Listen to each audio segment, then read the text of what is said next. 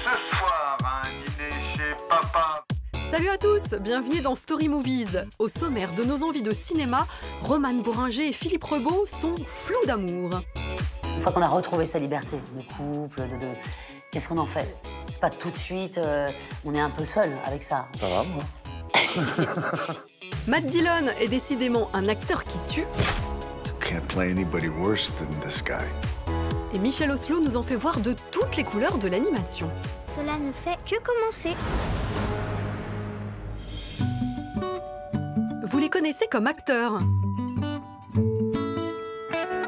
Vous allez voir, tu vas voir la différence, elle a quand même un bon melon. Mais vous ignoriez peut-être que pendant 10 ans, Romane Bohringer et Philippe Rebaud ont formé un couple à la ville.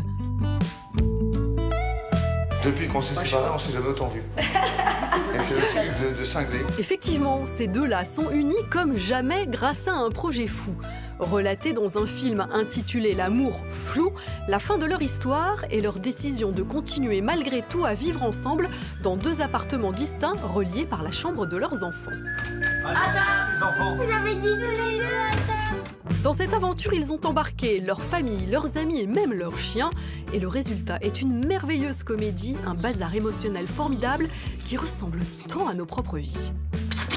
Oh putain, c'est pas vrai.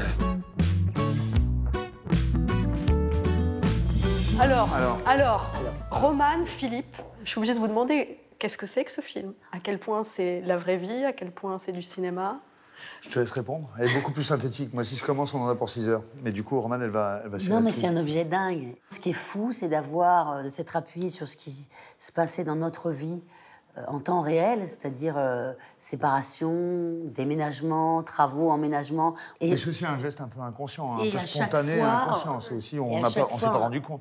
Ah non, mais c'est pas vrai, moi je suis pas d'accord avec ça déjà. Bon, bah voilà, Et à chaque Non, mais fois... c'est intéressant. Donc on s'est appuyé sur ces choses qui étaient en train d'arriver dans notre vie, tout en écrivant autour de la fiction pour que ça soit une fable qu'on puisse partager avec les gens. Et alors, ce qui est drôle, c'est que vous n'êtes pas d'accord sur la temporalité. C'est-à-dire qu'il y en Non, a on un est qui a pas commencé un film avant l'autre. Ah Le oui. film avant Oui, l'autre, c'est quelque vrai. part. Non, mais moi, j'ai même pas conscience qu'on a fait un film. Moi, je continue de dire c'est un DVD pour les gosses. Hein. Romane, elle déteste quand elle dit ça, je le sais. Mais en gros, moi, c'est comme si je n'y étais pas. Non, Enfin, c'est pas vrai. Non, mais c'est... Ouais. Bah quoi, Bah, tu t'y me laisses étais. finir, moi. Oui, Oui, t'y j'y étais. étais. Non, mais enfin, elle a une autre ambition pour ce film. Sans elle, il n'y a pas de film, quoi. Je sais pas comment dire. Moi, j'erre un peu, enfin, je vagabonde un peu dans ma tête. Alors que moi, j'étais mue par une intime conviction qu'on était en train de faire un film au cinéma. Vous êtes invités ce soir à un dîner chez papa, 20h30, à base de pasta à la papa. Tout à fait, les enfants, tout à fait, mais auparavant, à 19h, vous êtes attendus dans un décor aux subtiles influences orientales pour un bain moussant, s'il vous plaît, dans la salle de bain de maman, puisque, je vous le rappelle, papa n'a qu'une douche. Vous jouez ou pas? Vous êtes 2 acteurs qui jouent ou pas? Ouais. Ouais. Ouais, c'est Ouais. vrai, on joue, on a étiré quelque chose de nous, mais voilà, on s'est quand même fait... On a fait quand même Je suis des pas personnages. le branleur que je suis à l'image. Hein. Il travaille des fois. Des fois, je travaille, on a juste coupé les scènes. D'ailleurs, on voit des films avec vous. On voit des films avec moi, mais on a même tourné des séquences où on me voyait aller tourner Je suis pas quand non même. plus tout à fait le poulet Mais elles ont sans été tête qu'on voit coupées. dans le film. Hein. Ouais, c'est vrai. Ça aurait pu virer au drame. Or, pas du tout. C'est-à-dire, ça aurait pu virer au drame. Le tournage aurait pu virer au drame, ça aurait pu partir complètement en sucette. Bah, on s'est parti complètement en Et ça sucette. aurait pu Hein. ne pas être une comédie et verser dans la mélancolie. Ouais. Ça n'a jamais été le cas. Non, on s'est pas mal engueulé quand même. Hein, Ouais, c'est on pas peut mal le dire. engueulé sur le tournage. Moi, j'ai quitté le film plusieurs fois, donc il y a des fois où c'est une doublure, moi, pleine qui nuit, vient, souvent. qui me ressemble beaucoup, mais ça n'est pas moi.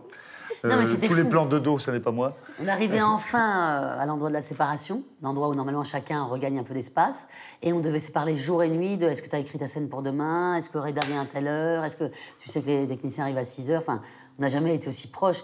Bon, mais on s'en est sortis.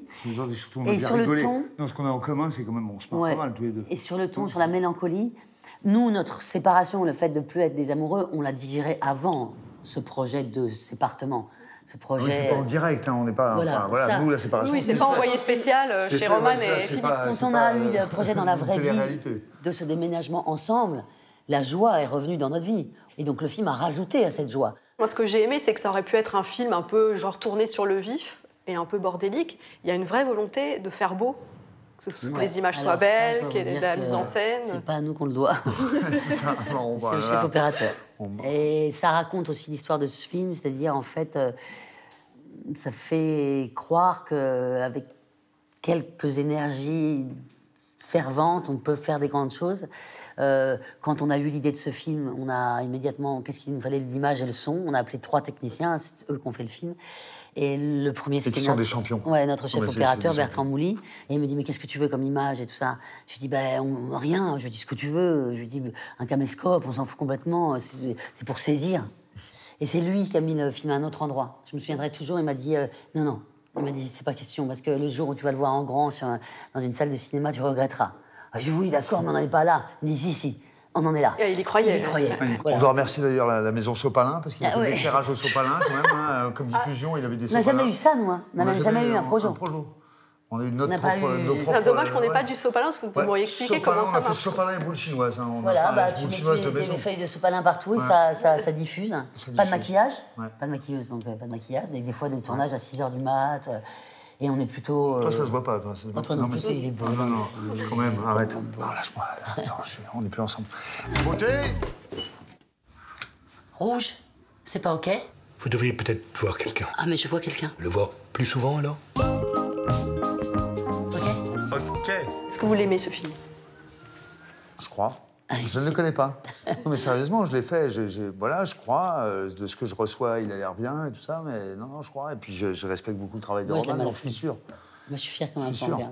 Je peux pas cacher ma jubilation d'avoir réalisé un film sur notre séparation avec nos enfants, nos amis, nos acteurs, dans un temps record, et qu'aujourd'hui ça sort dans des salles de cinéma, que les gens aiment ce film pour l'instant, partout où on le montre, et que je trouve que c'est un miracle de la vie, et c'est l'amour flou, quoi. C'est exactement ça, on est en plein dedans.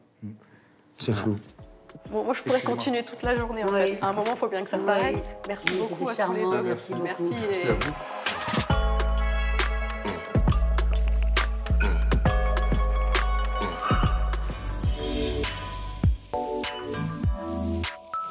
Que celui ou celle qui n'a jamais eu un poster de Matt Dillon dans sa chambre se dénonce. Estampillé bad boy beau gosse à ses débuts, l'acteur a eu une drôle de carrière, faite de quelques grands films et de pas mal d'œuvres peu mémorables. Mais tel le phénix, Matt le Ténébreux renaît une fois encore de ses cendres grâce à Lars von Trier, et c'est une tuerie.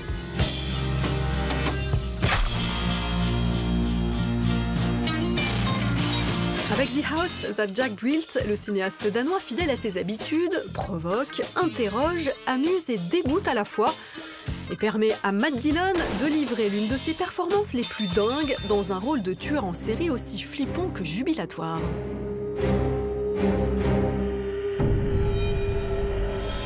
Dear Matt Dillon, is it true that Lars von Trier told you about this character Jack that you couldn't play anybody worse? Oh yeah. Yeah, I said to Lars, I said, this is a pretty bad character. And he looked at me and said, you can't play anybody worse than this guy, you know. So how do you play the worst guy in the world? Well, to play a character, any character, you cannot judge the character from outside and play it at the same time. So Jack is a sick person who has no empathy. I mean, a normal thing that most people have. So that was difficult turning that off, you know. Jax wants to be an architect, so he's very organized in his way of committing crimes. Are you the same as an actor? Are you very forthright and logical in your way of approaching a character, or is that more of a mess and an instinctive thing?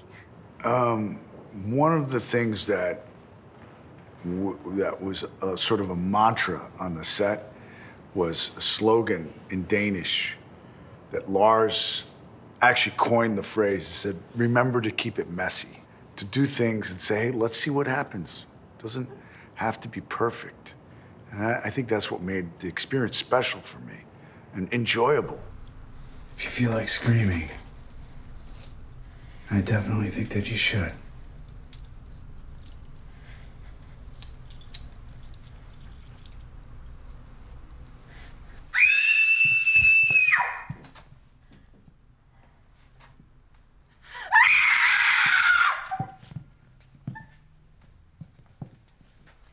That's screaming. Help! Help! Help! Yes! Help! There's a murderer in the building! I was afraid to watch the film, but I found myself laughing and feeling it was totally inappropriate for me and the audience to be laughing at some of the scenes. But Lars has a really dark and very funny sense of humor. But at the same time, there are some very serious things that he's talking about in this film. Yes, he's kind of a philosopher in a way.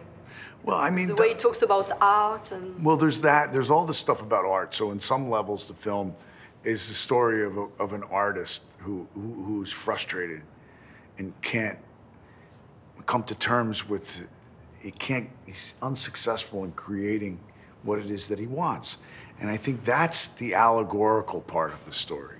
And as an artist, do you often feel frustration? Do you think you are offered enough good parts, or No. is a character like Jack kind of an exception? Yeah, there's too many films that are made for the wrong reasons, and there's not always a lot of character development, and sometimes the writing is lazy, you know? And the thing that bothers me with the character more than anything is a lack of character logic. And I'm not talking about 1 + 1 = 2. I'm talking about, it can be totally irrational, but it has to be logical to who the character is. And it can't be just to serve a plot point, you know? And the character has to tell the story. The character has to take you through the journey. How do you keep the pleasure of acting? Because sometimes as an audience, I see Matt Dillon in a cult movie, and then you seem to disappear. I don't know. I mean, I don't consciously disappear. I like acting. I like making films. And working with Lars was great. You know, I made a film called Drugstore Cowboy that I liked. And of course, working with Francis Coppola. I'm interested in working with people that are really doing... I want to work with directors who have a vision, and that's all you can ask for. It doesn't always work out that way.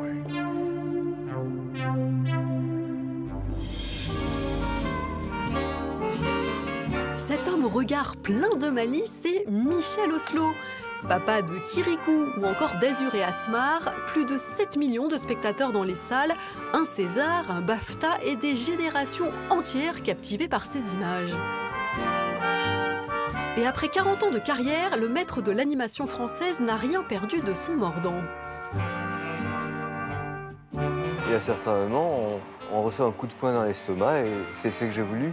Si je fais toujours du gentillet, on n'en sortira jamais. Car loin d'être gentillette, son aventure d'une petite canaque dans le Paris de la Belle Époque est engagée et dénonciatrice.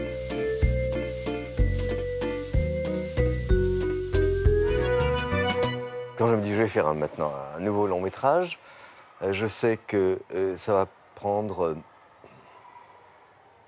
au moins 8 ans de ma vie et il faut vraiment que j'y croie. Et à chaque fois, je me dis qu'est-ce qui me tient aux tripes. Et en ce moment, mais ça fait depuis longtemps, mais c'est de plus en plus précis, des crétins, des hommes, font du mal aux femmes et aux filles. On oublie souvent les filles, ils font autant de mal aux petites filles qu'aux dames. Il s'est passé toutes sortes de choses terribles. L'enlèvement d'écolières par Boko Haram.